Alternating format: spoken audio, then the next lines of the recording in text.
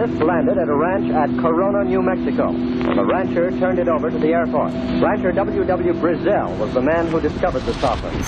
What I thought was a star began coming in my direction at a very rapid rate of speed. The unidentified object, which some sources thought might be a blimp, moved slowly down the Pacific coast from Santa Monica and disappeared south of Long Beach. I saw a UFO, and it went down the river, turned right at the United Nations, turned left, and then down the river.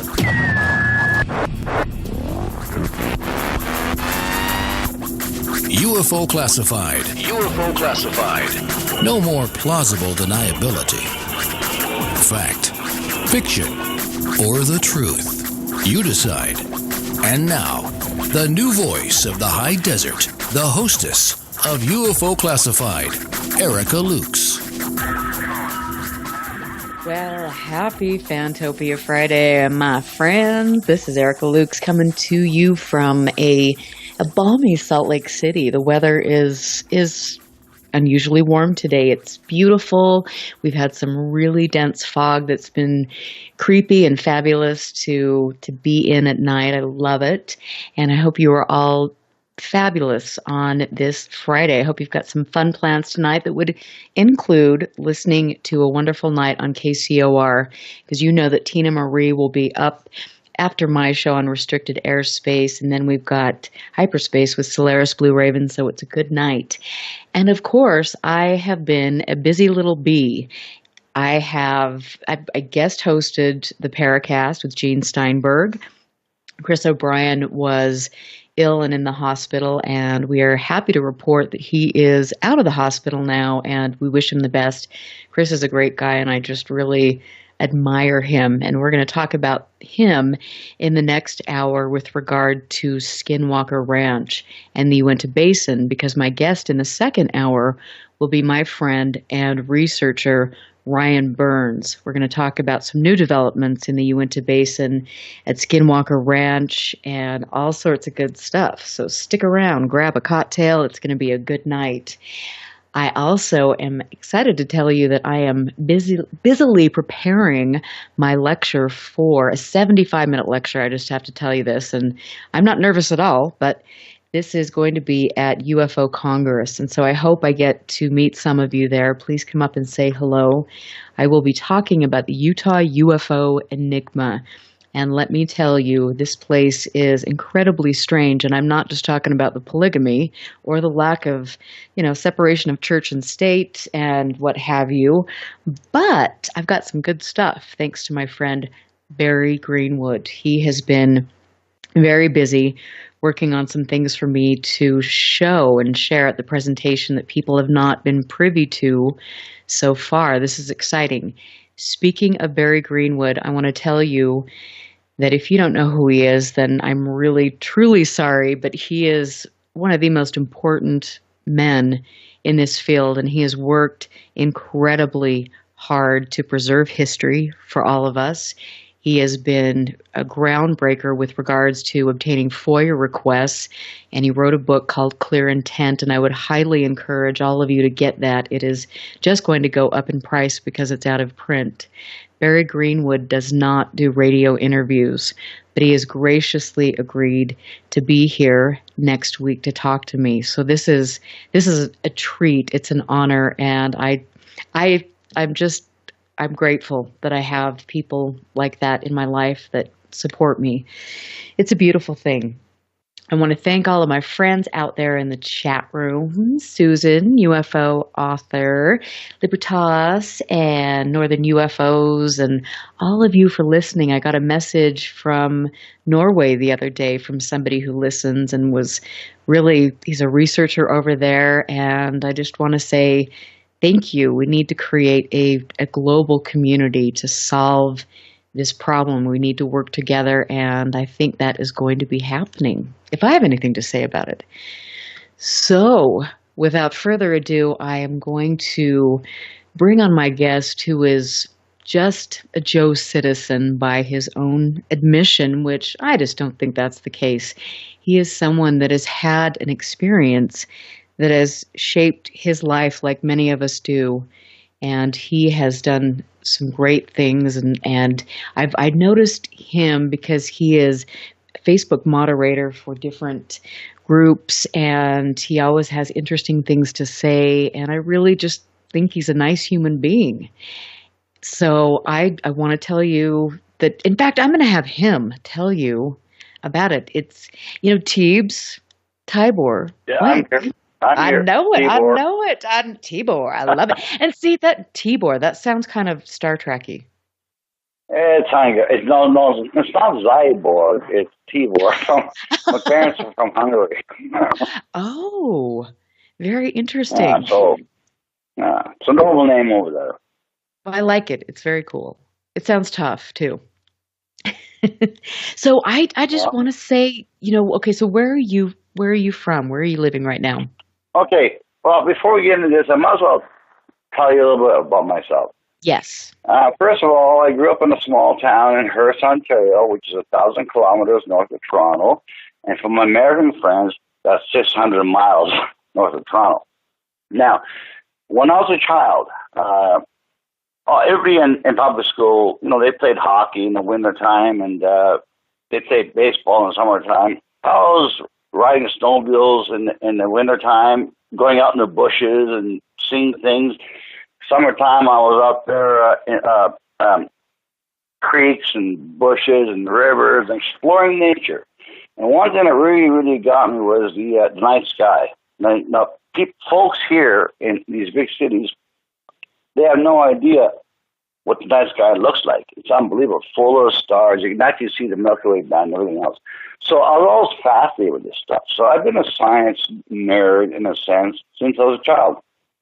Now, that's the way it started. So I knew about the space program when I was a kid. My dad made a video of me using his cigarette to show how rockets work, how they go up and do orbits and all that.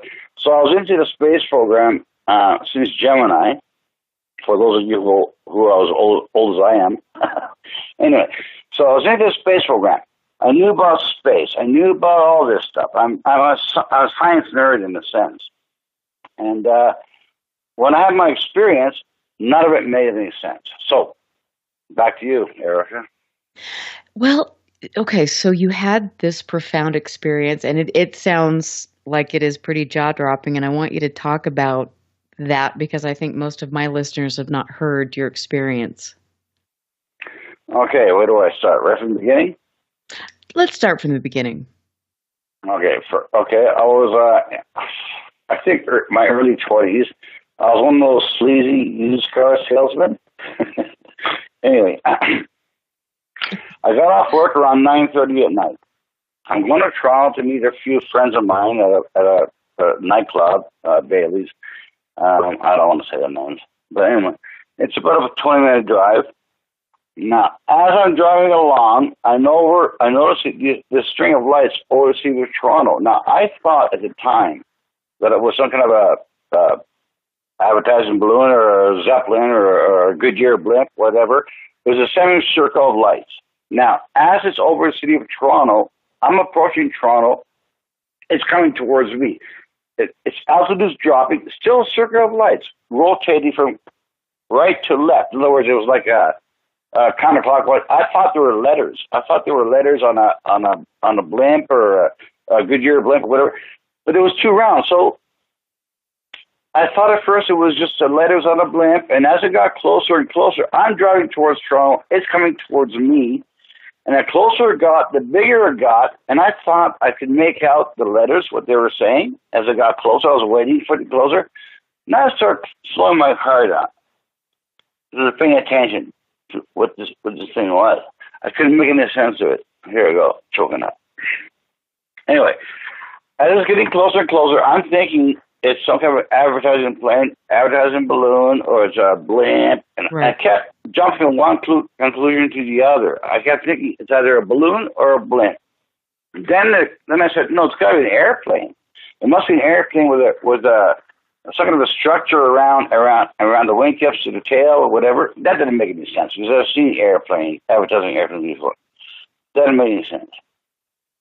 So as it got closer and closer and closer, it started being more and more and more strange all along. Now, I'm driving along, now I'm slowing my car down. I put my four-ways on. I was so intrigued by this thing. It didn't make any sense. I'm a man of science. I know about the space program. I know all about that stuff. This thing, my brain still didn't clue in. I still didn't get it. I thought it was an airplane or a balloon or a dirigible. This jumping from one conclusion to the other kept happening during the whole experience. Now, as I got closer, now it's about minus 30 degrees outside in the wintertime. Now, as I got closer, at first it was my 10 o'clock position, then it was my, first of all it was my 11 o'clock position, and as it's coming towards me from Toronto, now it's at my 10 o'clock position. I had to turn my head to look at it. I still couldn't make sense of it. My brain just kept trying to rationalize what it was. Airplane, balloon, dirigible, whatever. This thing went on and on. My brain kept jumping to different conclusions. I don't know whether it was a plane or a balloon or whatever. And I still didn't get it. So as it's getting closer, I'm driving along. I got four-ways on my car. My blinkers, or how it was. I'm slowing down because I didn't know how I was driving, to be honest with you. I didn't know how I was driving it. My eyes are more on the object than the road ahead of me. Now, sure. I don't understand. Yeah, I don't understand how these people were flying past me and nobody's going to notice. So, as it starts banking, or that was an illusion. It started banking to the left. So I thought, oh, now it is an airplane. So it's not a balloon. It's not a Goodyear balloon. It must be an airplane. It's banking left, turning. At that time, that's what I thought. That's what my brain comprehended. Now, as it kept turning and turning and turning, for what I thought it was turning, actually what it was doing was pulling its nose down towards the ground. But I got the illusion that it was turning left like an airplane would. So again, my brain thought it was an airplane. The interesting thing here is the brain tries to associate with stuff what it's seen or experienced before. So my scientific brain, I know about nature, I know about space, I know about moving objects, that kind of thing.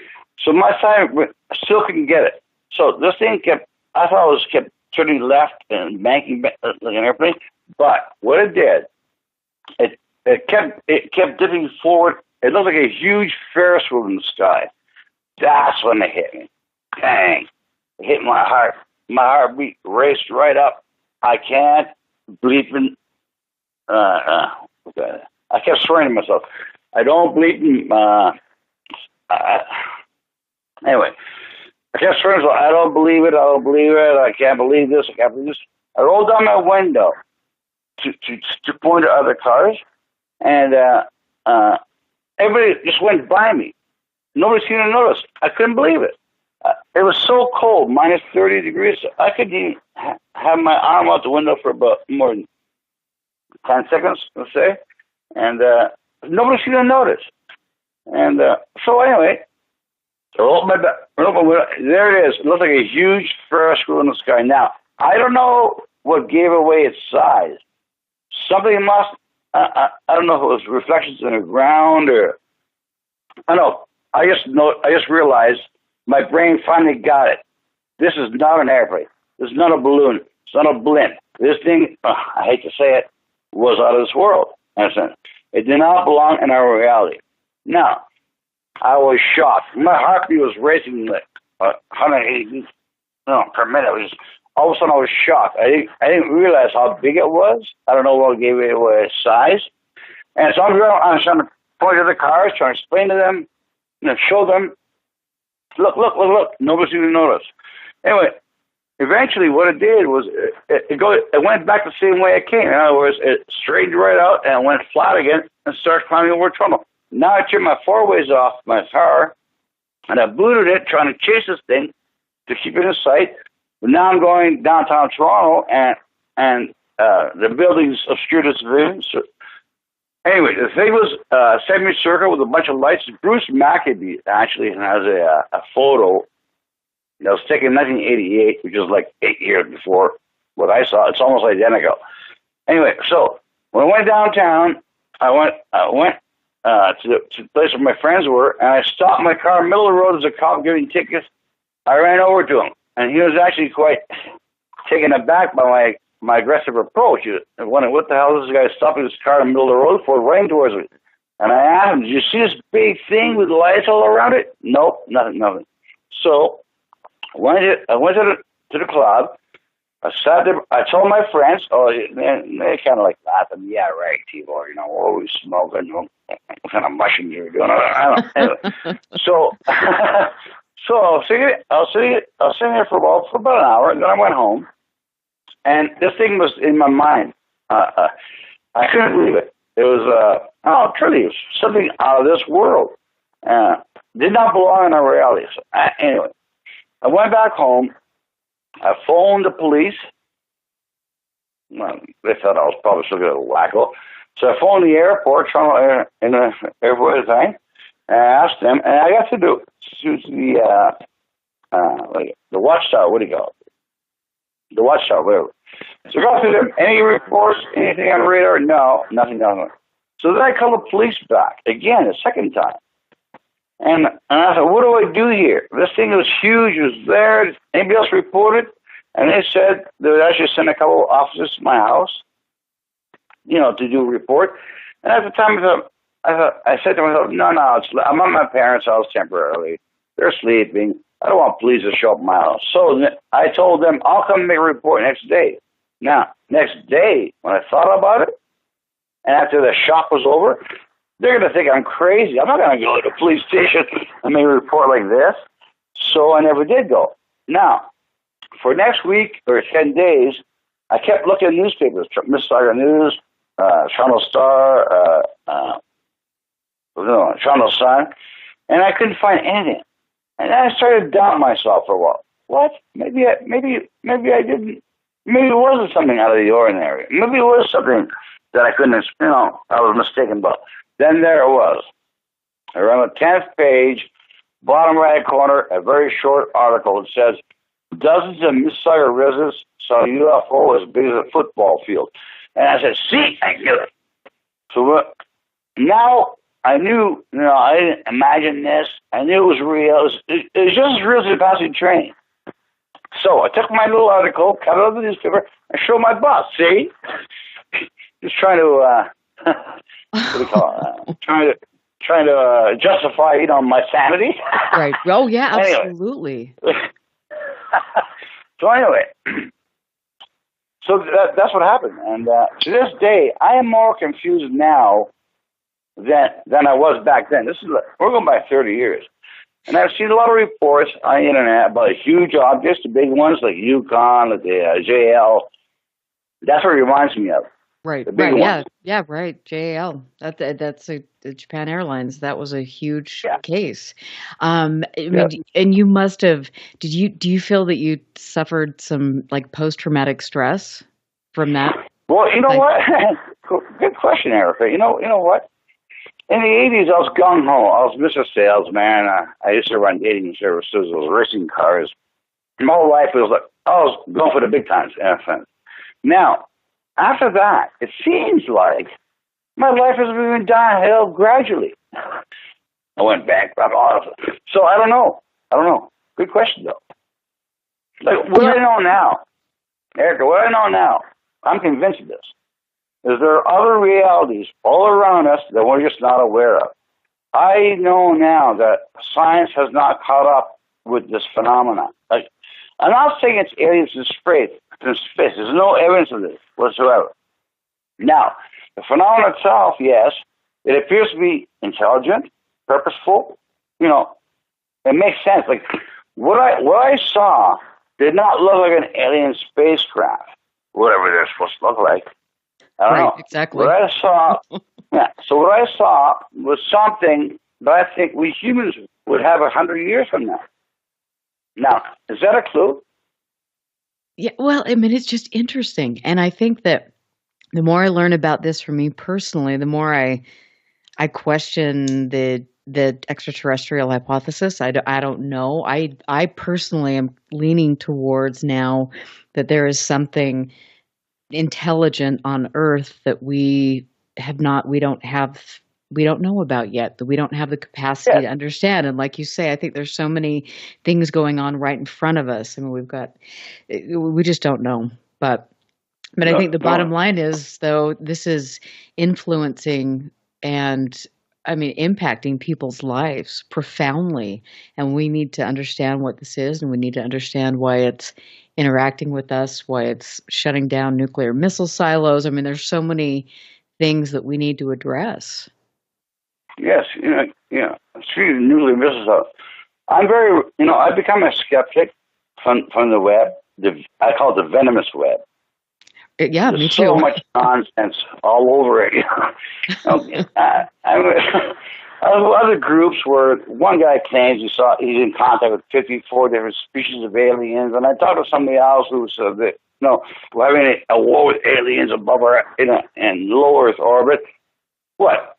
Am I supposed to believe, or are we supposed to believe that there's the alien race having a war with humans that are millions of years in advance over us, and we haven't lost yet? Think about it. You know what? I think that unfortunately we put our own bias on, how would we think of, okay, well, if an extraterrestrial civilization or if something more with advanced intelligence was interacting with us, it should behave this way. Well, that's our own human bias. We have no clue. We have no clue. And I think that we need to... It's two-dimensional thing. Right. And we need to get over that and kind of address what exactly this is. And I think we're going to. And I'm really excited. And I've got somebody from the chat room, my friend Jeff Cox, who's finally back from Japan. Hallelujah. But he was saying he really likes the venomous web. That was a good one. I love it. Hey, I thought I made that up. That was good. He does I think you did, and I think that's really good. But ask him this: what about dark space? Okay, I will. And we're going to we're getting ready to take our first break, and I love this. I love talking to people who have had experiences and understanding where they're coming from, because I think at the end of the day, we're all listening to this show. And I bring guests on that have been impacted by this, and it has truly forever changed their lives. And so I love it. And I just so tell people where to go to see your website. Oh, okay. Well, before you go for commercial, go. Yeah, I could use this. I don't get any traffic. I'm not very good at this type of thing. It's Google. It's Google UFOnews.com. Cool. Now, I'm a nobody. I'm not a. It's Google UFOnews.com. I hope they sue me. Whatever. They probably have your number. That's okay. Whatever. They haven't stopped you, but that's okay. Anyway, it's Google UFOnews.com. It's not all about UAPs. It's other science stuff, space science, astrobiology. But I do a lot of stuff. I read all about this stuff all the time. No, I love it. Why. How much time do we have before break? Oh, right now we're going to break. So all of my friends out there on UFO Classified, we are going to take a break, and we will be back.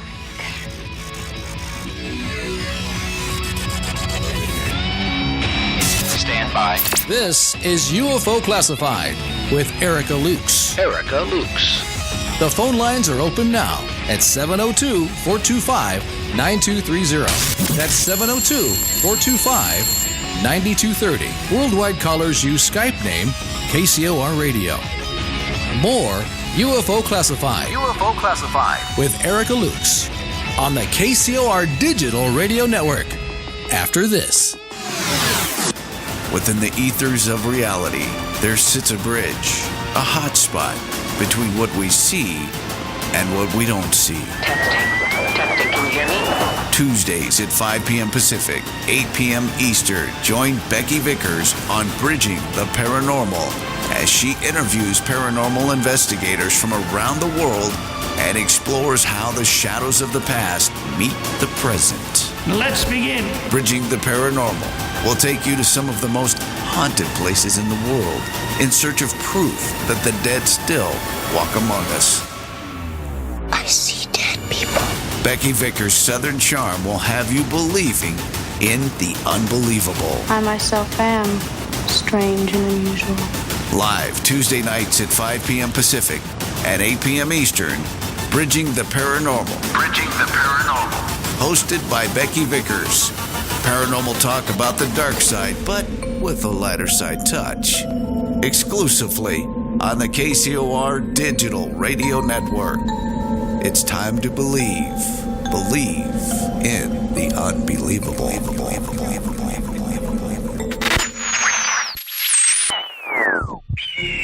Monday nights are about to become hauntingly good, as Reverend Sean Whittington possesses the airwaves with Vegas Supernatural.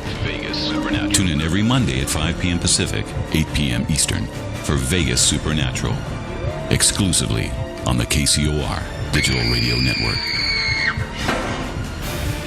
There's a war raging between good and evil. The question is, which side are you fighting on? Tune in Monday nights as Reverend Sean Whittington sets the new standard for paranormal radio with some of the most influential personalities in the world today.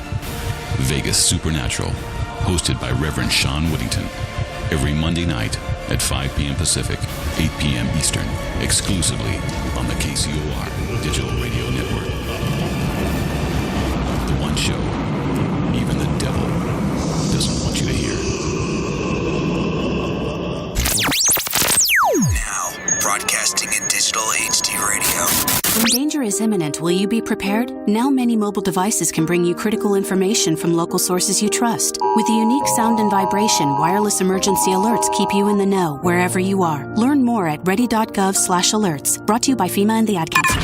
America's favorite radio station just keeps getting better. Hello, people. Aaron Hunter here, host of the show Real Paranormal Activity, where we tell the true stories of the paranormal from people like you. We also interview authors, mediums, psychics, and investigators as we dive headfirst into the murky waters of the paranormal. We discuss subject matters such as orbs, shadow people, paganism, the occult, and the demonic. Join me on Mondays at 7 p.m. Pacific, 10 p.m. Eastern, here at KCOR Digital Radio Network.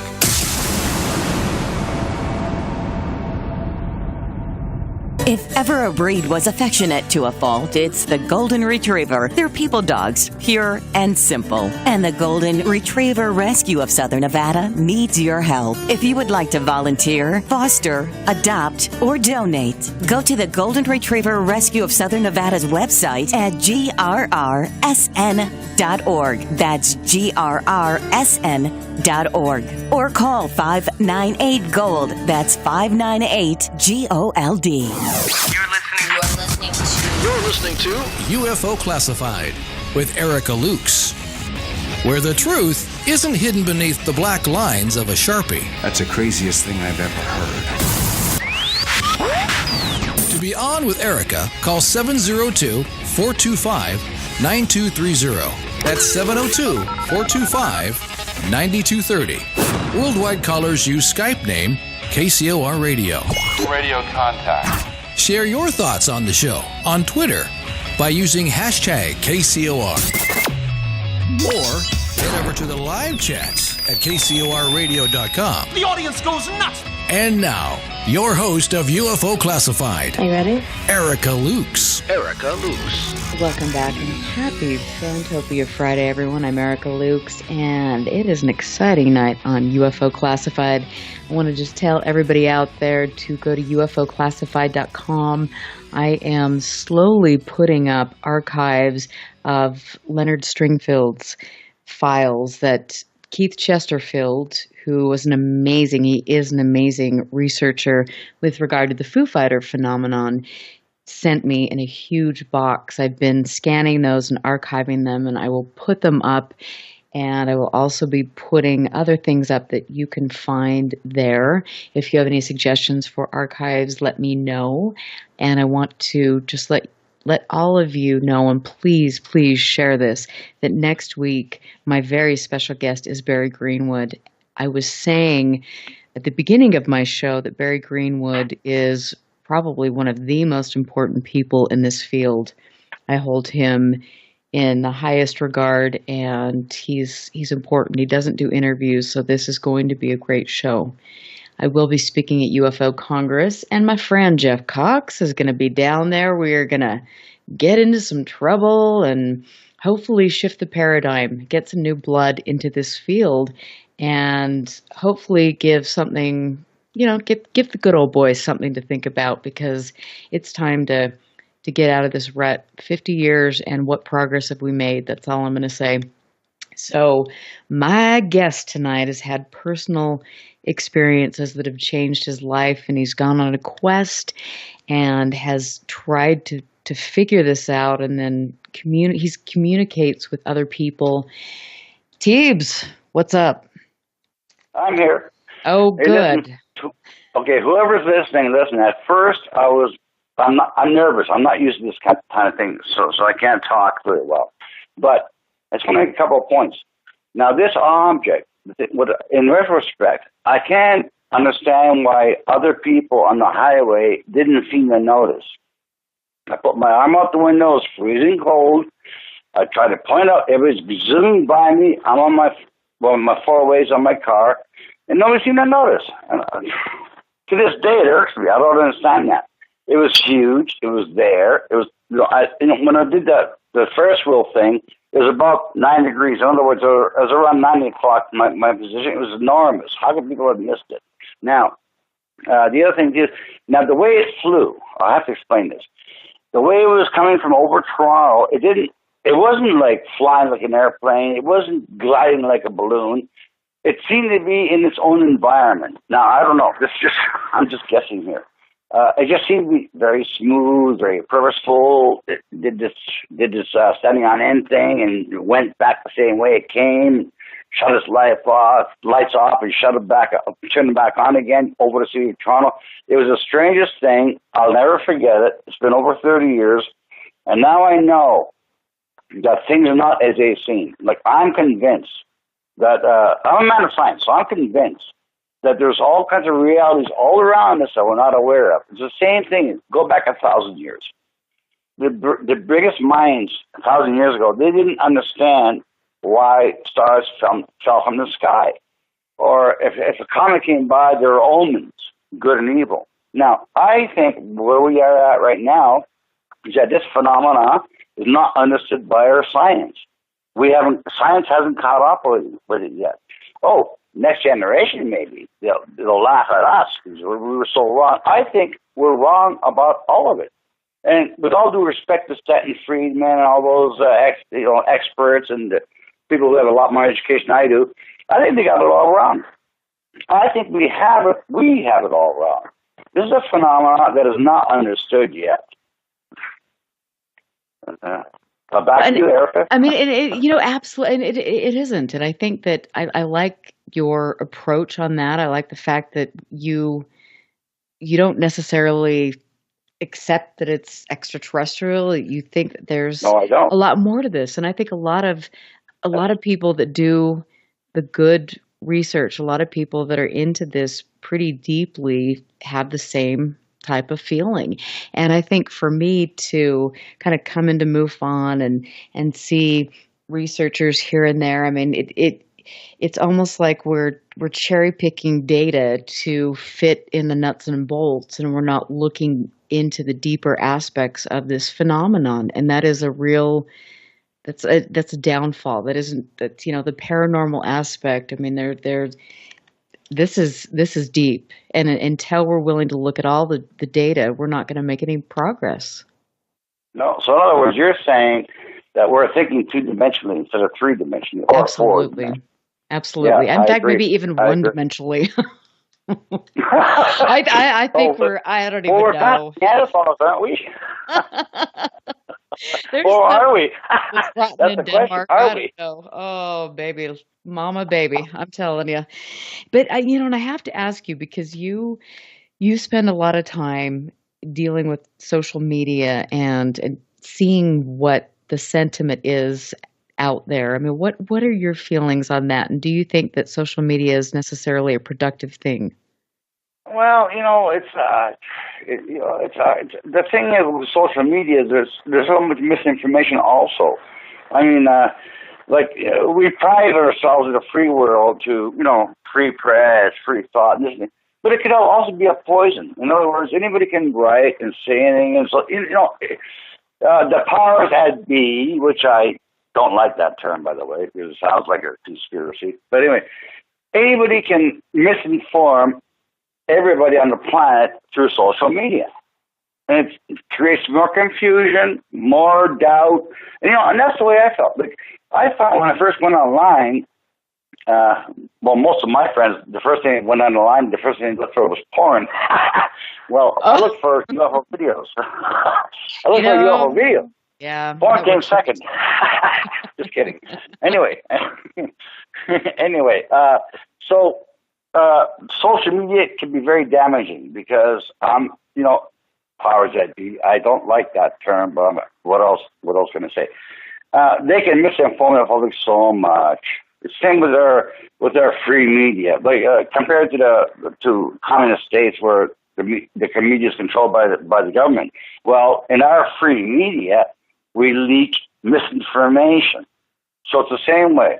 We're just as in the dark as these communist states are, and especially when it comes to this. To this phenomena. Now, I have a little theory of mine. The reason it's so obscure or so in the darkest is because the phenomena.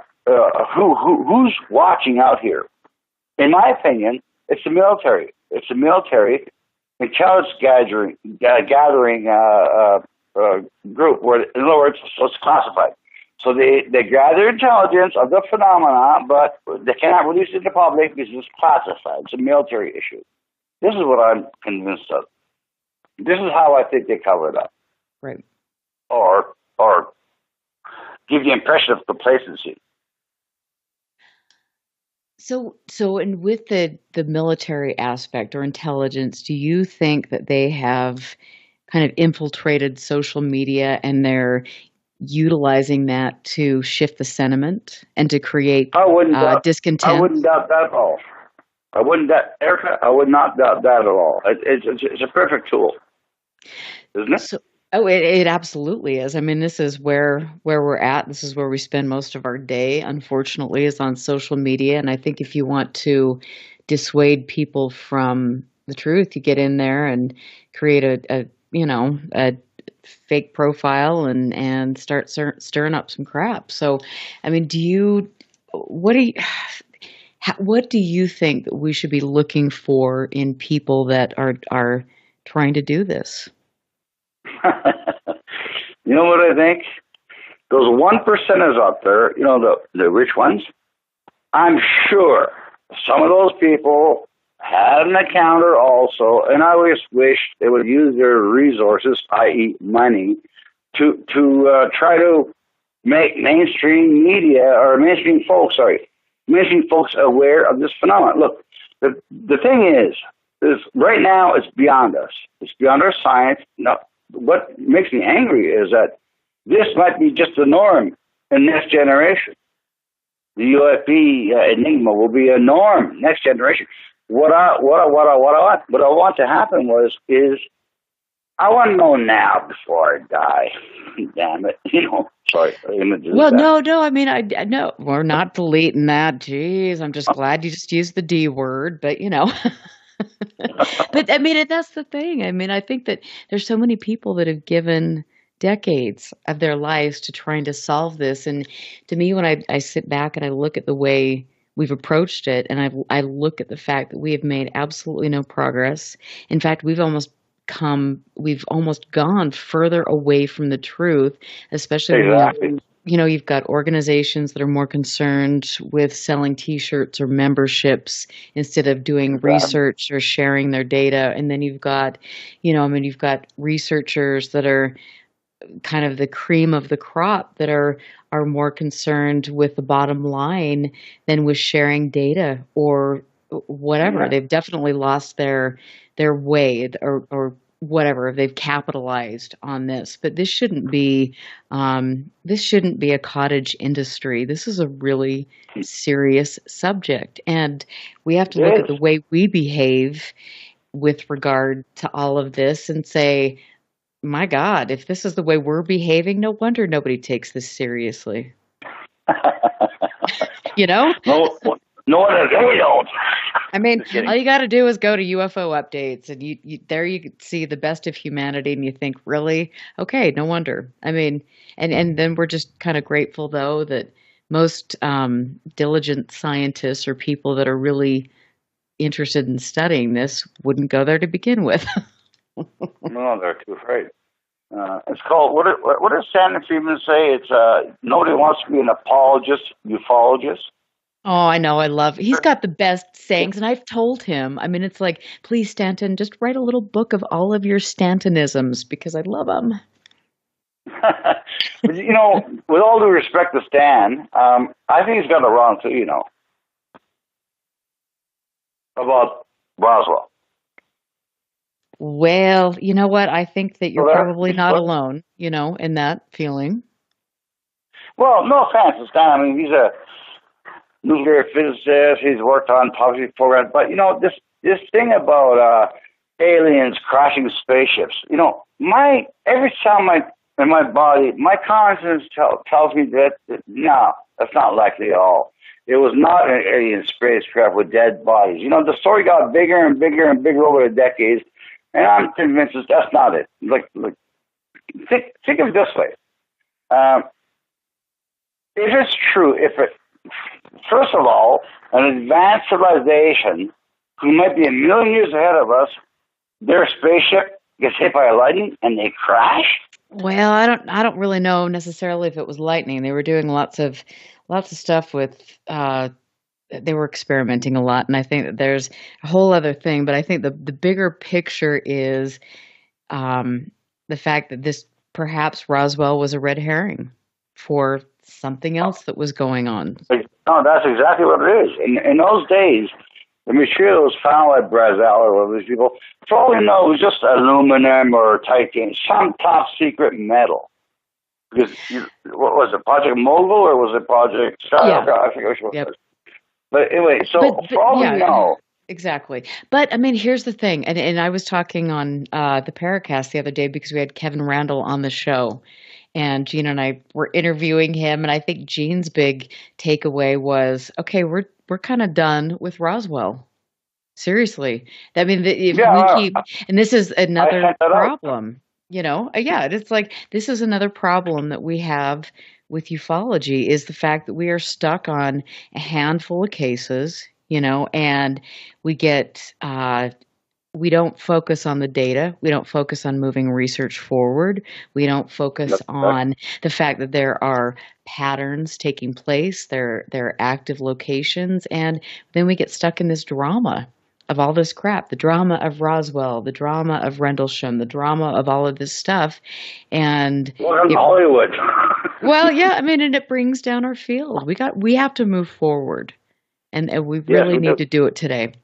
Erica, when you say we have to move forward, you know what? I think what we should do, the community, whatever we are, I mean, to mainstream, we're all a bunch of wackos anyway.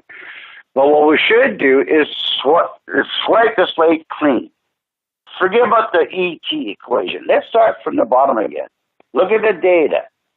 Try to get data from I don't know, we're supposed to get data from the military. It's all classified. Just look at other data and start from scratch. Well, you know what? There are so many other possibilities. Absolutely. No, and I was just going to say that, we do have data, and my research partner, Jeff Cox, and I have been looking at data from Newfork, so is Cheryl Costa. I mean, people have, in MUFON, as much as data you can get from them if you're not inside the organization, but I think that there's adequate data. I mean, we've had 50 years of data, so if we're not willing to analyze the data, I mean, we can see the patterns. We know where. Well, but you know what? Until we're willing to clean up the field and behave like we're professional adults, like we would in the workplace, then up the field, yeah, good. Never I like happen. that. Clean up the field. Oh my Lord! I'm telling you, just get the Clorox wipes out now. But I got my Mr. Clean. How about you? I know, seriously, cleanse me. I need some holy water. But I think that we've got to do that, and then we also have to present the data. We have to approach academia and the scientific community in a rational how do we manner. do this? Erica, You know what? Erica, I'm going to how do tell we you do how. I'm going to tell you how we're going to do it. We're going to get. We have, Ted Rowe has started the International Association of UAP Research, and it is Who? to What? engage. So Ted Rowe, the executive director Oh, of yeah, NORCAP. I know. He's on, Yeah. Right. What's he doing? Sorry. So What's he we doing? have started the International Association of UAP Research, and we are going to be working with people who are PhDs, people that have things that they want to share, to publish. We're going to be trying to encourage people that are like us, that want to get in there and write things and analyze data and share their findings and have them peer reviewed. And that's a good thing. It's a good thing. it is a good thing. And I think also we need to mobilize the troops, because we have so many people out there like Charles Lamoureux up there in Canada, he's got amazing equipment, and technology has come down in price, and so people from all over the world are recording things, and we need to get out there and connect with them and then develop protocols. Can I cut you off for a second? Oh, no, please. Okay, when you said we get technology, right, with the cell phones and all that, right. Why is it that I've never seen anything on cell phones except for far off points of light in the sky, which could be anything, damn it. 99% is explainable. But why have I not seen anything like what I saw 30 years ago? Why is there no video of giant objects, that's indisputable almost, like true. You analyze the footage, you get the whatever it's on disc or film or whatever. Why is it we haven't seen any of this?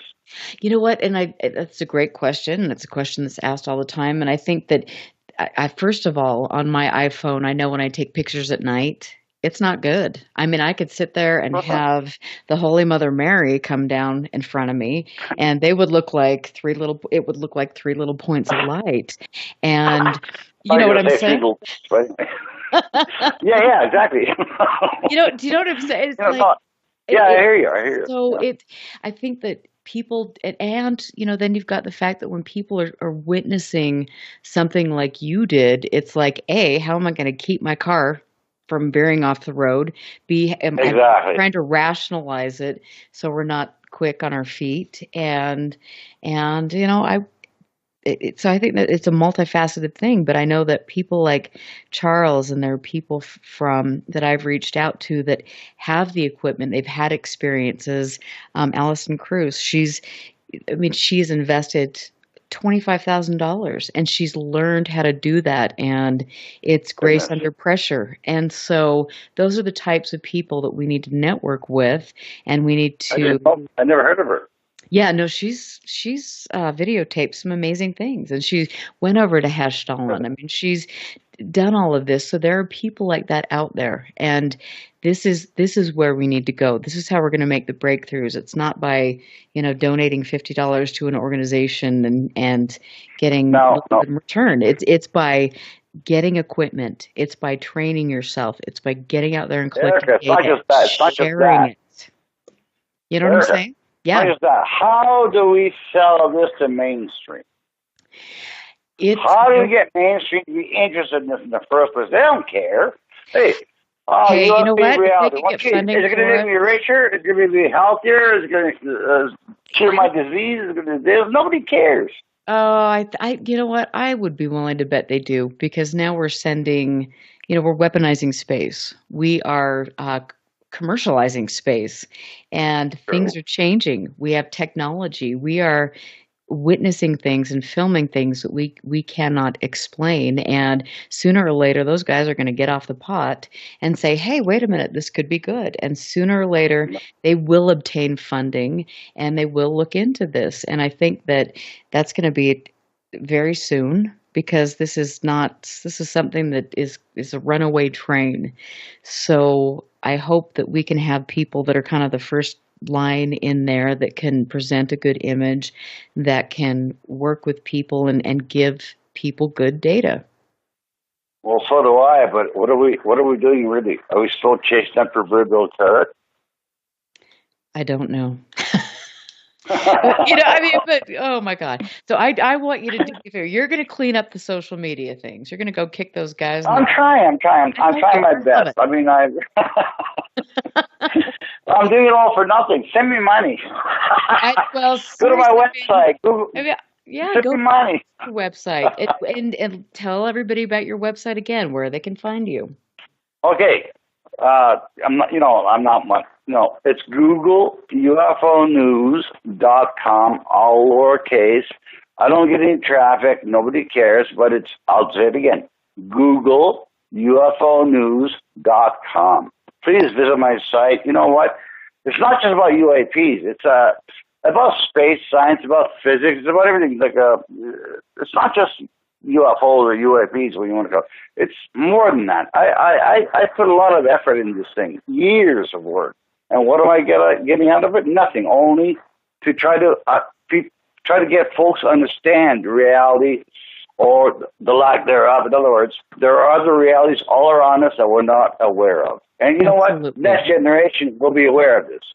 They will be, thanks to people like you. I mean, and that's the thing. Thank you very much. We're all doing this together, and I think that's important. This is not about one of us or one of our egos or whatever. This is about working together and trying to figure this out and giving each other support, especially when they have traumatic experiences. So yes. I appreciate your willingness to share that and some of your experiences. And I knew you were going to be a natural. I told you. Actually, I was really nervous when I was first talking about my experience. I was groping for words. I was choking up. I'm not used to this kind of thing. See, you're well, I'm a nobody, you know. I'm just no, you're not. You are. You're fabulous. Thank you for being on the show. I know you rock, and I love it. And we've got Thank you very much, sir. Yeah, absolutely. You guys, we've got to take a break, and then we're going to be back with Ryan Burns, and we are going to have the Skinwalker Ranch update. So stick around. We are going to be right back. Listen very carefully. This is Houston. Say again, please. Houston, we've had a problem. This is UFO Classified, live every Friday night, 4 p.m. Pacific, 7 p.m. Eastern, exclusively on the KCOR Digital Radio Network. The truth is out there, just waiting to be discovered. And now, if you will, accompany me on a journey to the future. For more information on the host of UFO Classified, Erica Lukes, upcoming guests, as well as links to the past shows, visit her website at ufoclassified.com. UFO Classified. UFO Classified. This is KCOR Las Vegas, home of the Digital Radio Network, broadcasting from a shack just south of Area 51. Wait, that doesn't exist. This is the KCOR Digital Radio Network. Now for the news. Broadcasting in digital HD radio. The disc landed at a ranch at Corona, New Mexico. The rancher turned it over to the Air Force. Rancher W.W. Brazil was the man who discovered the saucer. What I thought was a star began coming in my direction at a very rapid rate of speed. The unidentified object, which some sources thought might be a blimp, moved slowly down the Pacific coast from Santa Monica and disappeared south of Long Beach. I saw a UFO, and it went down the river, turned right at the United Nations, turned left, and then down the river.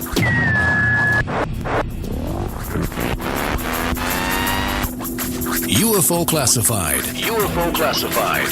No more plausible deniability. Fact, fiction, or the truth. You decide. And now, the new voice of the high desert, the hostess of UFO Classified, Erica Lukes.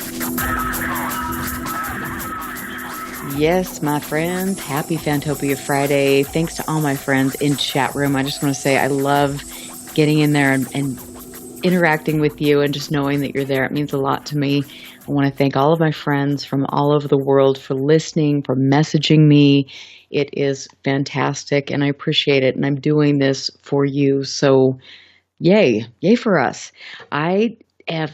Obviously I live in Utah, and Utah is important to me, and one of the most interesting areas of Utah is the Uinta Basin. When I went to my very, very first MUFON meeting, and this was years ago, I went with my friend Cheryl, and Marlise Spenlove was the state director. She had two people speaking, and they were Ryan Burns and Dave Rosenfeld. And I watched their presentation, and I watched Ryan show pictures of what was taking place on his property, which was very close to Skinwalker Ranch. And I remember just sitting there like, are you kidding me? And when can I come visit? It was incredible. And anybody that studies Skinwalker Ranch, the Uinta Basin, understands that there's a very rich and complex history here, not only with the Ute Indians, but with the Mormons and with this phenomenon with Bigelow, all of these great things. And Ryan Burns knows more about that than probably almost anybody in the world. Ryan is a very cool guy. He is a researcher. He wrote a book, which I must say is now going for $60, Beyond Skinwalker. And he lives right by Skinwalker. And seriously, Ryan, why didn't I buy that book? Like 2 years ago.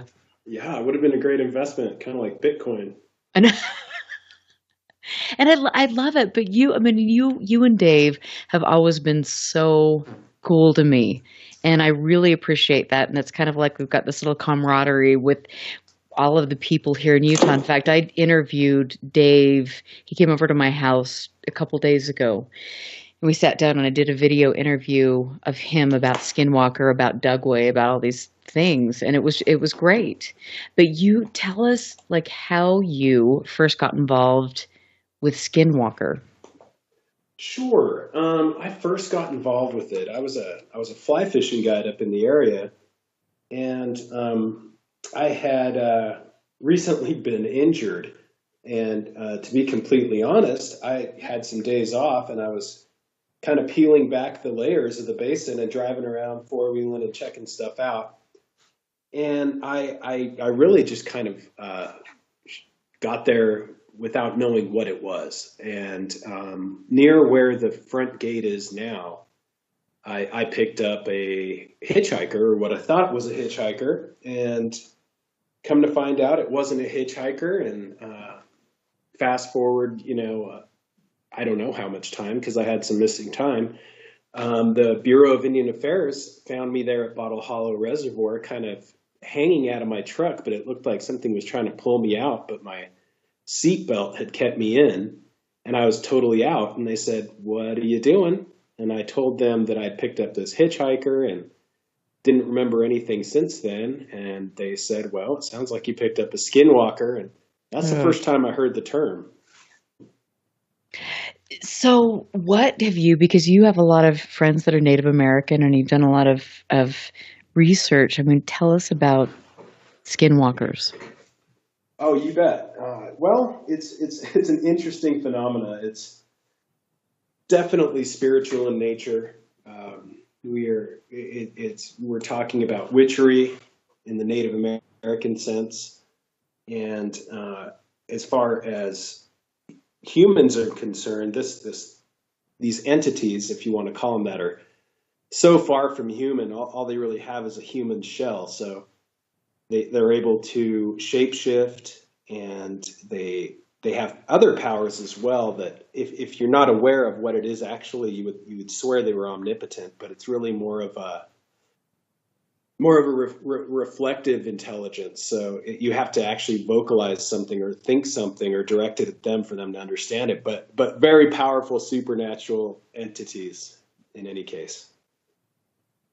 So and it's hard to separate when you look at a place like the Uinta Basin. I mean, you have so many different types of phenomena taking place. How do people separate? Okay, this is a Skinwalker. This is a UFO experience. Or should we be separating them? I think that that's exactly it. This is an area of, geographically speaking, where you can't separate those things. it's kind of a boundary-free zone, if you will, where they're all able to interact and display their strengths and do what they do in complete freedom, more or less. And I think it really depends on your viewpoint too, whether you see, for example, a skinwalker, or somebody else might say, "Oh, I saw a werewolf." Somebody else might say, "I saw a Bigfoot." In reality, it could be the same entity. So, and that brings up a good point. I mean, do you feel like whatever this is that is kind of operating, set up shop there is the same thing, just masquerading as different things? That's the trouble with shapeshifters, is they can masquerade. They can be whatever they need to be in that moment. And myself and other researchers have had situations where we've been so frightened by what we see that it will actually change shape in front of us into something that's a little less threatening and try to interact again, feeding off of our fear. It doesn't want us to take off completely. So that's just, the trickster that it is. It wants to interact, it thrives on that. So, you mentioned your frightening experiences, but what was the most frightening encounter that you had? There's about a baker's dozen of them. About 13, I'm sure. There's about 13, but I'd say top three. Top three would probably be, two of them would include kind of a canine creatures, and the third would be just a very tall, slender man, is what I called him. But the canine creature is actually one of the instances we saw what was very obviously like this large black canine. And I mean, it was coming right for us, and it was so close to us that we literally, we're like two grown men, and we literally hugged each other like, "Oh my God, what do we do?" It's like it was too close for comfort. There's nothing we could do. It was like we couldn't escape even if we wanted to at that proximity. So, and when we did that, it automatically turned into almost like a vapor and transformed into something else. And it transformed into a porcupine. I'm not sure why, but it was a lot more non-threatening, and we kind of got our bearings back and became men again. But yeah, they do that. So, and where were you when you saw that? Oh, you're trying to get me in trouble, aren't you? No, I'm not. No, I'm not. Nope. Okay, that's all you need to say. Yeah, it's a place we like to call the Crack. Okay, the Crack. Yeah. So, but your property is very, very close to Skinwalker. And I remember at the meeting, you showed us pictures of, and I can remember a picture of from my memory, two men that were on your property. Yes. Yeah, that was interesting. Yeah, well, I would say so, because weren't they both dressed fairly similar? They were. They were. One of them was obviously more the scientific one, and the other one seemed like he was kind of the muscle. He was armed, and the more scientific one, who I won't name names, but we've since found out who he was and who he was employed by. Okay. But he did have ties to the ranch, and he was obviously doing something scientific in the field, and I'm not quite sure what it was, but it was really intimidating at the time, just because I was alone, and there's one armed guy in the field and the other one's holding something that I wasn't quite sure what it was. And I remember calling Ryan Layton while it was happening, and if you know Ryan Layton, he was like, "Well, get out there, get closer, find out what's going on." And I tried and did and got some footage, but it was definitely, you hear a lot of these stories, from folks like Dave and myself and others where these individuals will come to where you live or where you reside and do things that are out of the norm, and you don't know what they're doing. Right. And so you identified, and you later found out that these people were actually researching another property, but had expanded their research and hadn't told you about it. Correct. Okay. Did they ever, I mean, did the people that were occupying that ranch at the time, which we all know is Bigelow, I mean, did they ever reach out to you, or did you have any kind of cohesion with that? I know that they were, I mean, I actually really like Colm Kelleher. I have a lot of respect for him, and I think they're doing good things. I wish they would have disclosed it to the public, but did you ever have any sense that they were trying to do that or trying to work for the greater good? Yeah, absolutely. I think it's apparent that there's that thriving for knowledge. When you're dealing with something like the ranch, there's the skeptics, but then you have people like Bigelow and Nids who believe that on some level there's some form of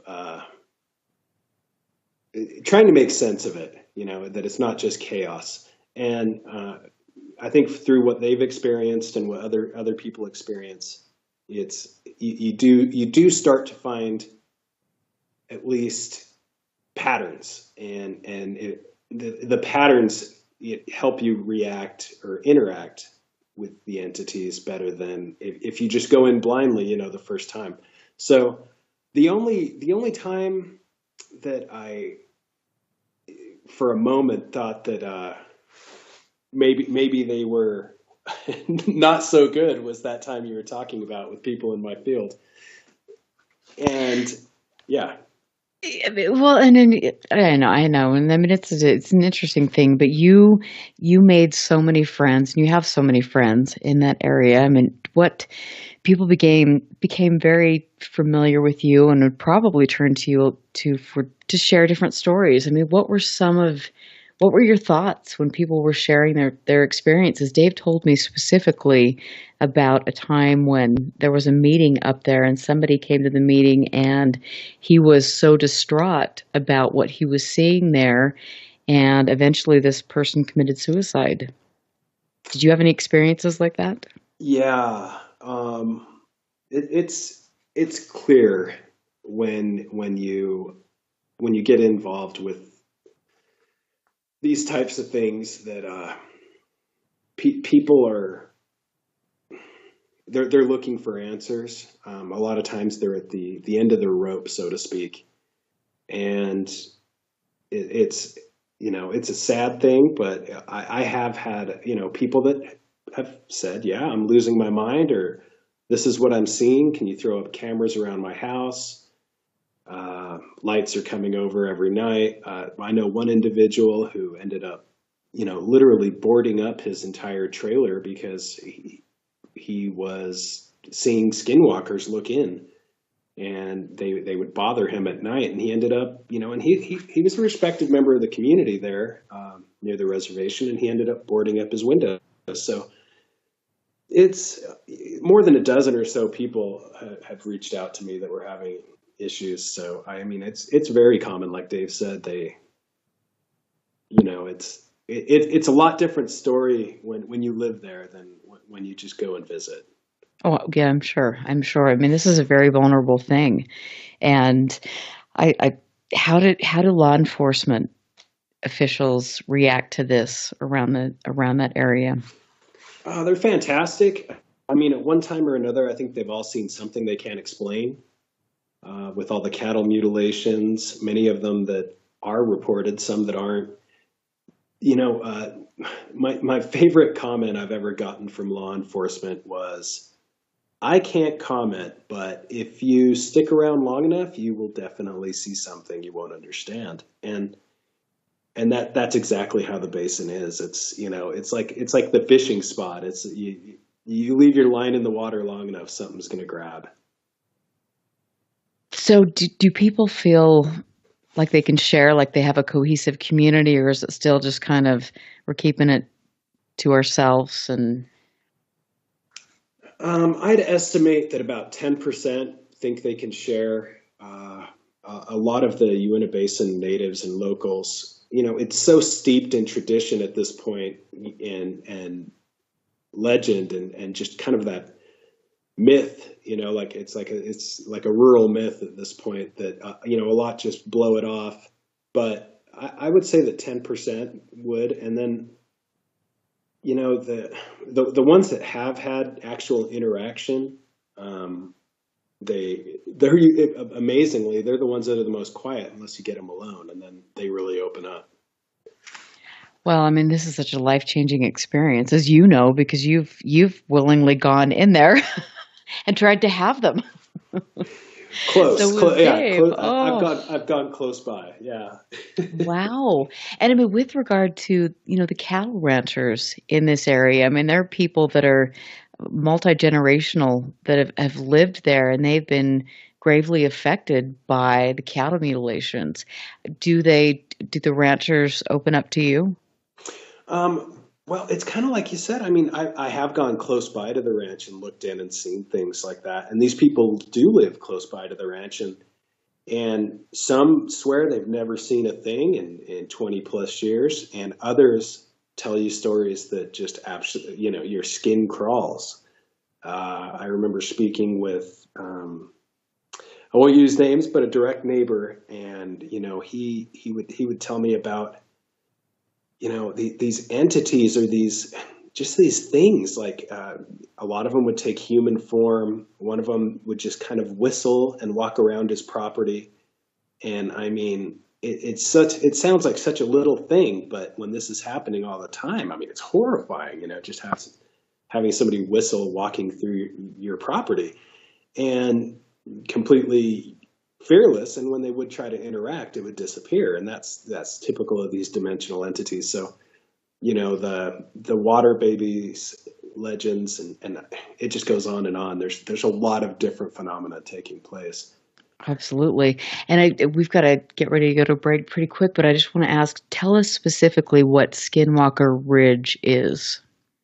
Skinwalker Ridge is, in my opinion, the holy grail.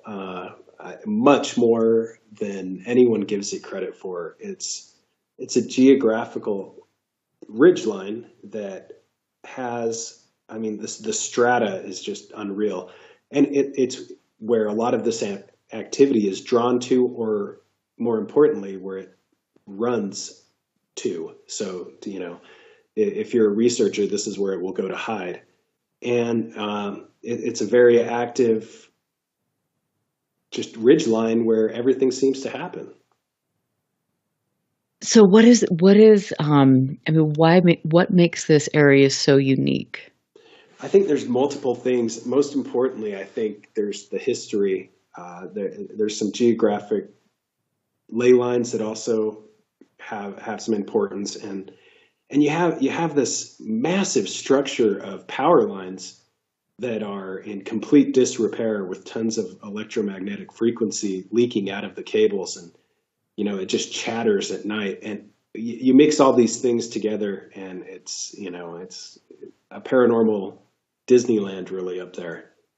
Wow, I would say so. And then we've got you've got a lot of petroglyphs, up at McConkey Ranch, which is fairly close. You have a lot of things going on there. And then you've also got the fact that there were the Buffalo Soldiers that came into town, and there was a lot of contention and kind of bloodshed. It was one of those places that you don't know if it's the energy of the people. You don't know if it's the trauma of going through all of these things, the anger of the Native Americans, rightly so. There's so much going on. Oh, absolutely. Yeah. I mean, witchcraft on both sides, both voodoo and Native American, back in the Fort days at Fort Duchesne, and some pretty scary happenings back then as well, if you look at the history. So, I mean, it's add military and possible Department of Defense, and you've got just a smorgasbord of good vibes going on. And that's the crazy thing. I mean, we are getting ready to go to break here pretty quick, but I want to say that I don't know if I've ever known a place that has such negativity attached to it. And that's concerning. I mean, I think that, you look at other places that you hear about, Brown Mountain, Marfa, all of these other places, and you don't hear the negativity. And I wonder why the Uinta Basin is such a negative place. Yeah, I've got my theories on that, and I'm sure you do too. I think that a lot of bad things have happened there and continue to happen there, and that definitely doesn't help. So do you think it's a portal for something? I'm positive it's a portal for something. Yes, as I think most of us are. And this is very curious, but so okay. So, are you still doing your paranormal research with Hero Paranormal? I am. I'm not as outspoken as I used to be, and I've kind of trimmed it down. And to be honest, I've kind of, I don't know, if I've become more responsible, I guess. But the goals are the same. I think my goals are still the same, and that's basically to, examine the research and the things that happen out there and try to figure it out. And I love it. We're going to take a break. This is our last break for the evening. I am Erica Lukes. This is UFO Classified. You can find me on UFOclassified.com. We'll be right back.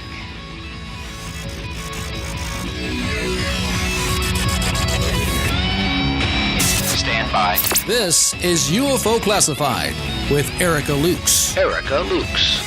The phone lines are open now at 702-425-9230. That's 702-425-9230. Worldwide callers use Skype name KCOR Radio.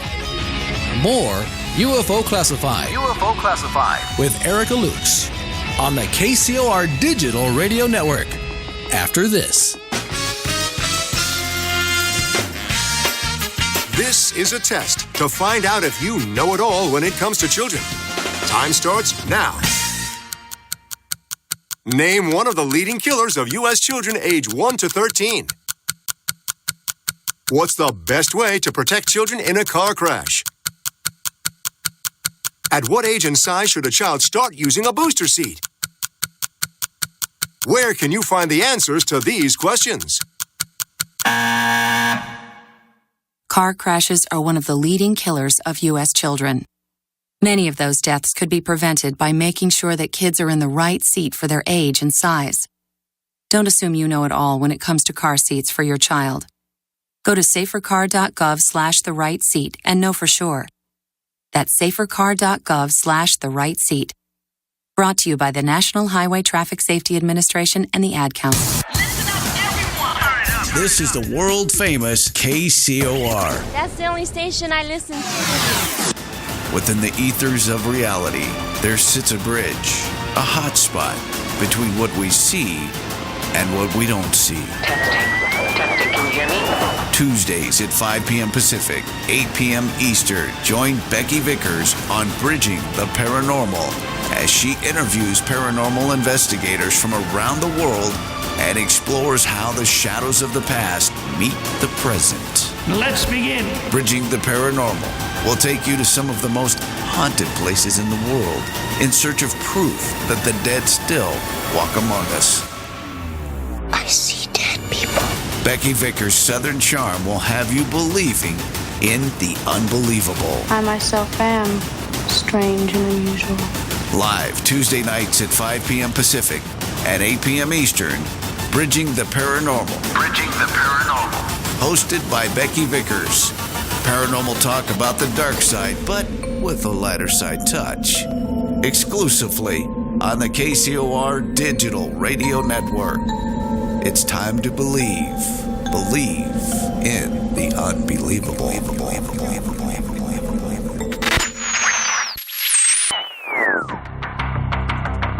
Friday night, 9 p.m. Pacific.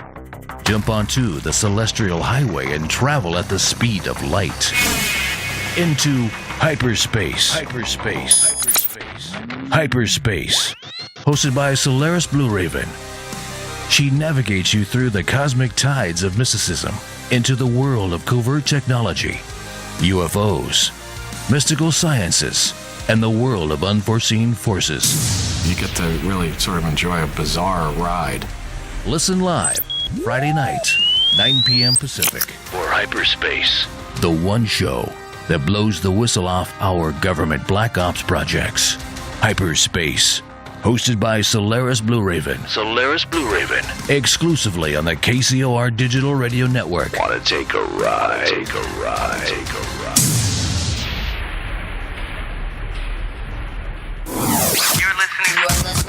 You're listening to UFO Classified with Erica Lukes, where the truth isn't hidden beneath the black lines of a Sharpie. That's the craziest thing I've ever heard.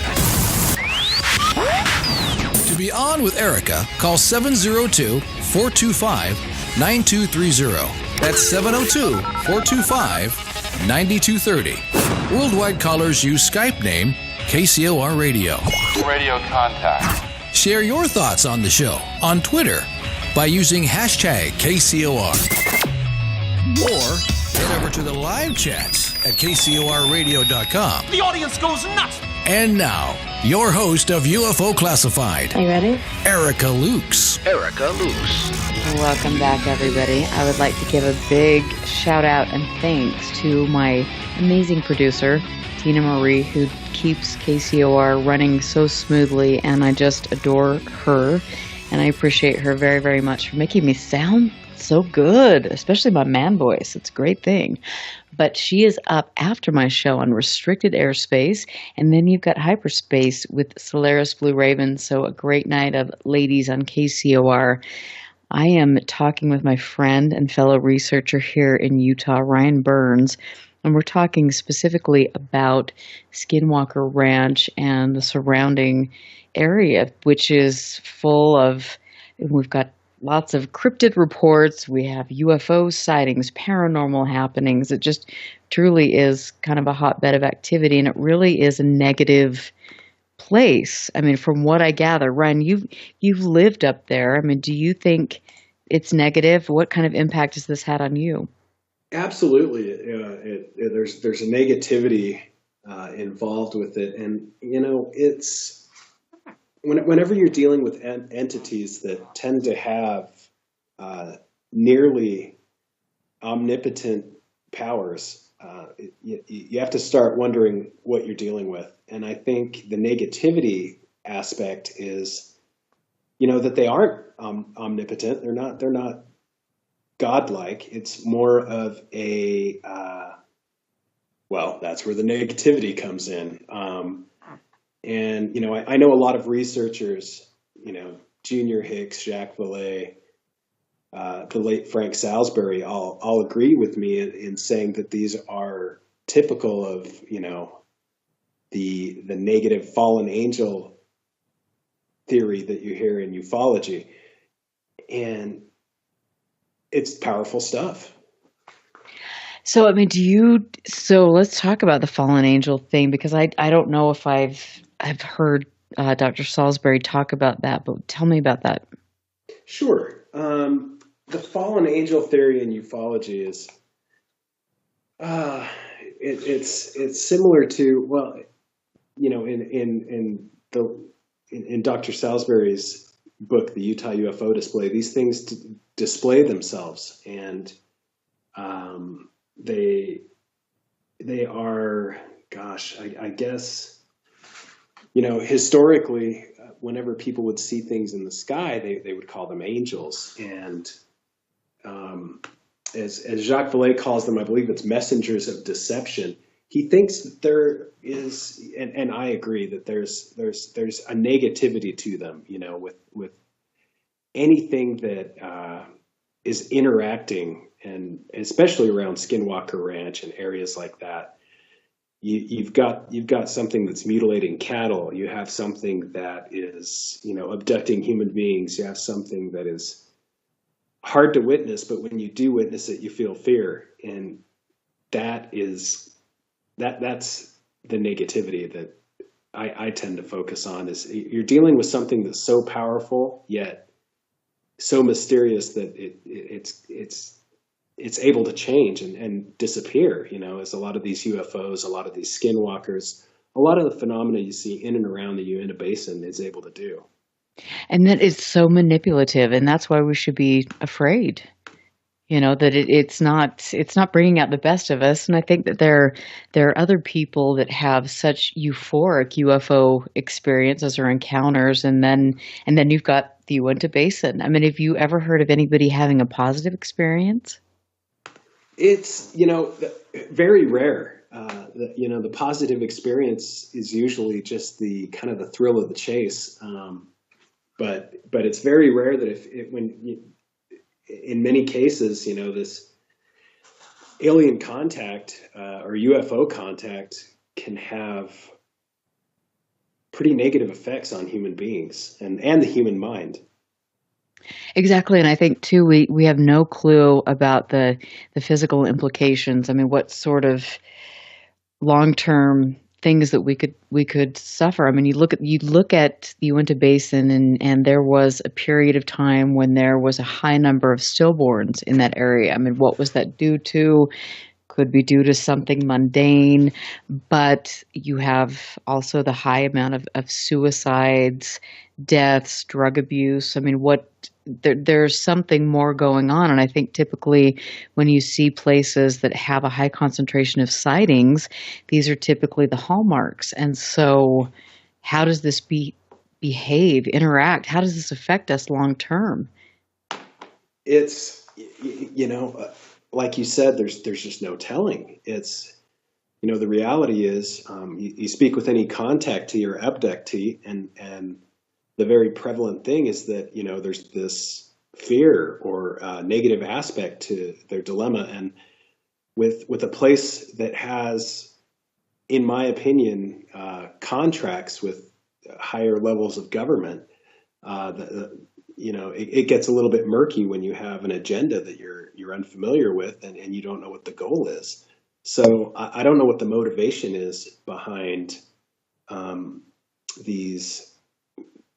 I guess they call them contracts, but it's definitely a power struggle of one form or another. And I don't know if it's political or defense related, but I think there's multiple facets that we have to be worried about here.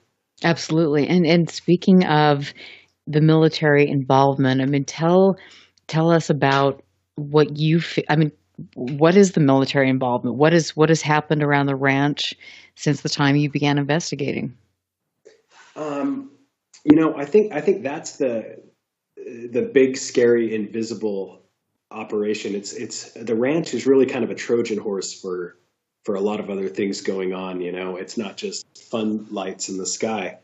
There's confrontations that take place, and I've had scientists and researchers that are government employees who have actually confided in me things that are hard to believe. One individual actually could not find the ranch, and he stayed with me and basically wanted me to drive in there. And I kind of figured the guy was a nut job. He didn't really seem to be who he said he was.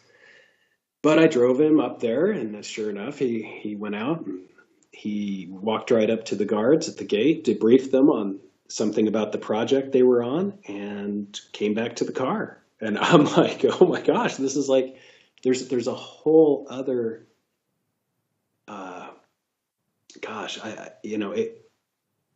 emergent system of contracts in the Uinta Basin, and the Skinwalker Ranch isn't the only one.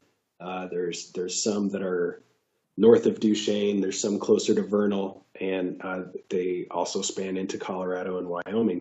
So there's a group of highly active areas. So do you, with the military involvement, I mean, I've heard for years that there is something that has been set up in close proximity to the ranch. I mean, what do you feel that is? Oh, wow. Well, there's quite a bit. And, there's both gear locations where, places that are just used for storage. And then there's there's other locations near Vernal that are more of the communications hubs. So when you're looking at properties like Skinwalker Ranch or Bradshaw Ranch, if people are familiar with that, they tend to have a lot of similarities. You have these ranch owners, you have what's commonly thought of as alien activity, lots of UFOs, poltergeist activity, and usually a military complex close by, like you said. So, I mean, do you have any idea of knowing what branch of government we're dealing with here? Yeah. Are you willing to say it on the air? Well, and I think that branch is the key word. There was a security guard who no longer works there at the ranch, and they had pay stubs, and I figured this is going to be the nail in the coffin. This is where you can actually connect the quote unquote government or the black ops or black budget to this project. And what's extremely interesting and I found baffling is that his paychecks would be paid from different branches of the government. And you'd have one paycheck that was from the Navy. You'd have the next paycheck that was from the Air Force. You'd have the next paycheck that was from the Department of Defense. And by doing that, they technically aren't tied to any particular branch. So it's almost like piecework, or you're paid on a contract basis for a certain amount of time. Interesting. I mean, did you ever meet John Alexander, Colonel Alexander? No, I haven't met him, but I have a lot of respect for him, and I respect his honesty more than anything. He's one of the individuals. I know you've spoken with him, and yes, I think he's one of the individuals that is very honest with what he believes is going on there, and I appreciate that. You know what? I just watched his interviews, and when I spoke with him, I mean, he's just a, tell it like it is kind of guy. And I appreciate that, and I think that we need more of that in this field, and I would just love to sit in a corner somewhere and have a martini and pick his brain about stuff, because, I mean, between him and Colm Kelleher and, even George Knapp, I mean, all of these people that have interesting stories to tell about the ranch. I mean, but George Knapp, he said he never saw anything anomalous there, really. Right. And everybody loves George. I love George. He's a great, absolute amazing, investigative reporter. And, he obviously has done a ton for the UFO field. And, I think getting back to Colonel Alexander, that's something that's so unique with his situation is, you would think that Alexander would be more tightly lipped than Knapp in a lot of senses. But, both these guys just kind of tell what they think is going on. And in my opinion, these guys have seen a lot. George, obviously, going back all the way to Area 51, and I guess sometimes it's not what you see; it's the way that you see it, and that's what I appreciate about both those individuals. Right, and I have tremendous. I really like George. I think he's just, again, like Colonel Alexander, it's like, tell it like it is, and that's the way it goes. And he's done, for a journalist, a mainstream journalist, to have the kind of longevity in this and get the attention and do groundbreaking work. I mean, it's pretty amazing. But it is, there's just so many mysteries at the end of the day, though. I mean, where is the research from NIDS? I know for a brief period of time that was available online, from my recollection, and I really wish that I had, access to that. I think that would be telling. And then, I have to ask myself, what at what point do we have access to this information? I know that this is a private property. He has paid researchers to do the research, and so of course that's his information. He's trying to keep trespassers off that are destroying the property, and trespassing. But at what point do we think that we need to maybe have a little bit of knowledge about what took place there?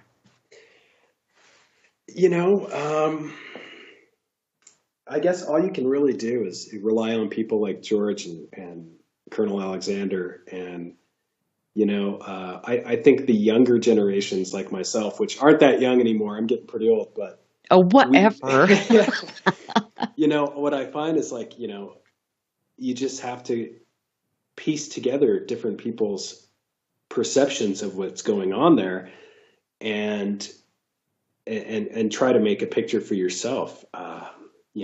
There was quite a while where I was confident and just completely sure of myself that this all came back to mad cow disease. And I'm not saying it doesn't, because there are some things that have happened with employees and security and people that were working for the ranch that were being tested on a regular basis for the bovine spongiform encephalopy, in humans, which is mad cow disease in humans. And, you're wondering why these people are taking these urine tests for something that is usually not going to affect the general population. So I don't know if that comes back to the cattle mutilations.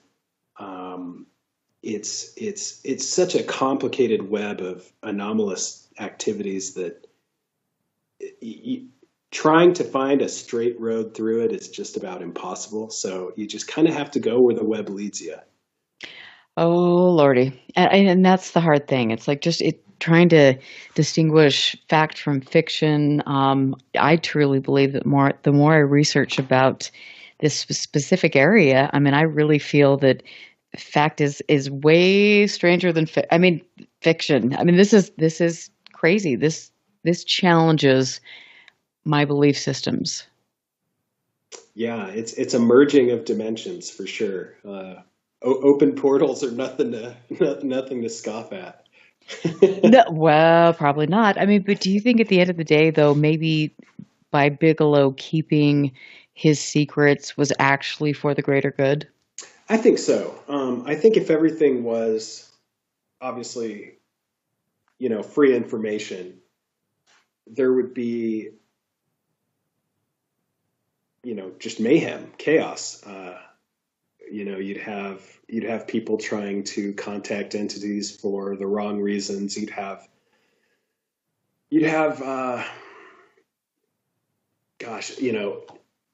things from time to time happening that it's kind of like nuclear science. Everybody can't know how to build a nuclear bomb. Right.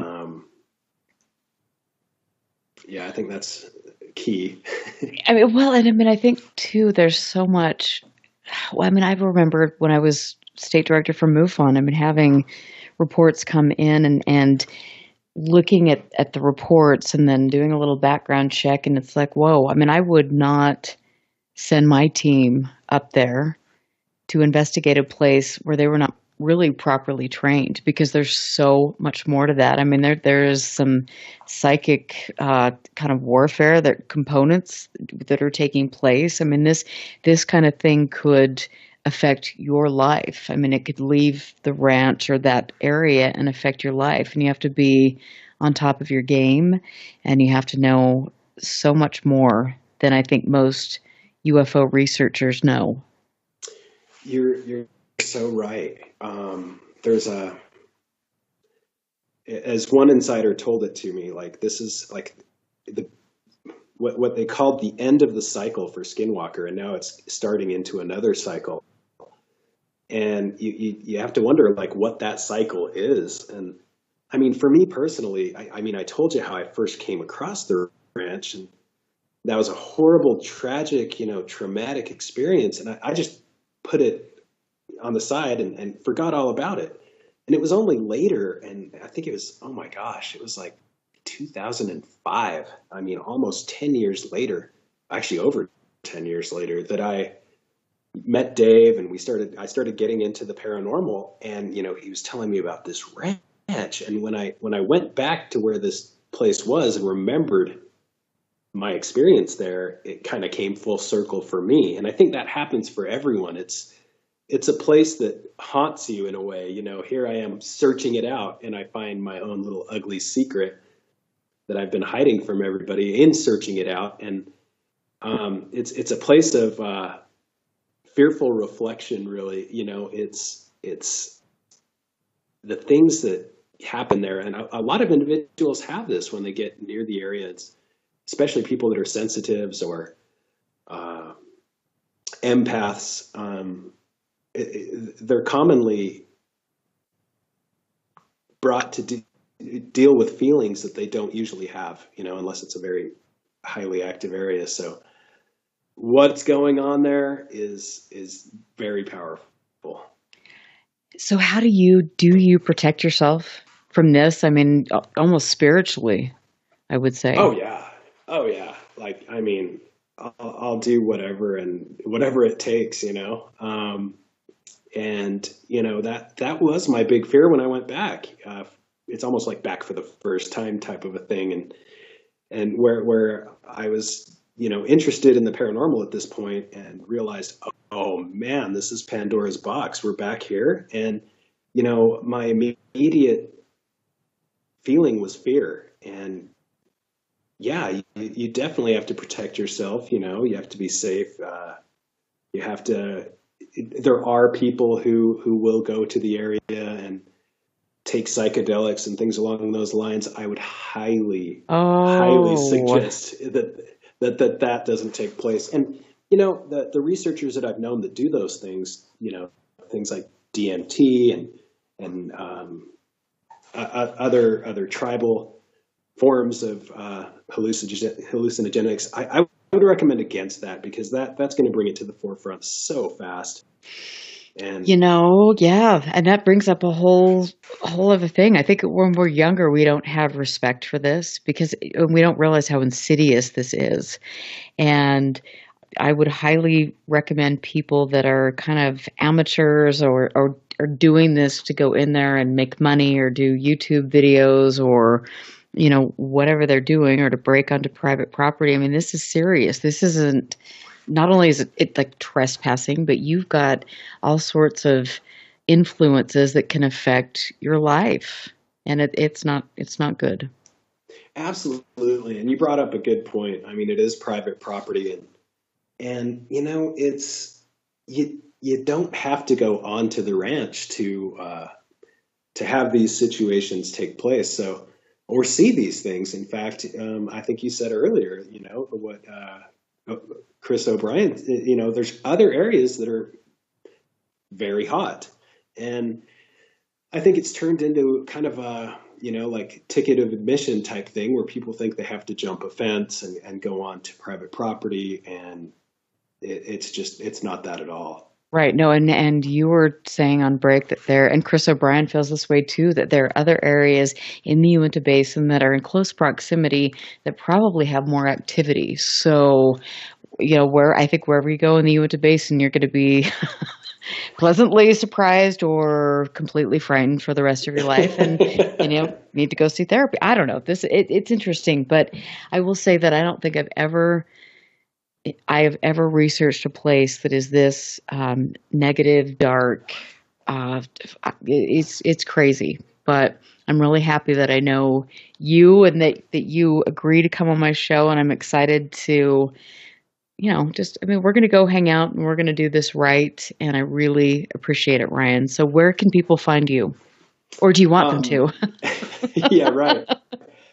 I can be found... Hero Paranormal on Facebook.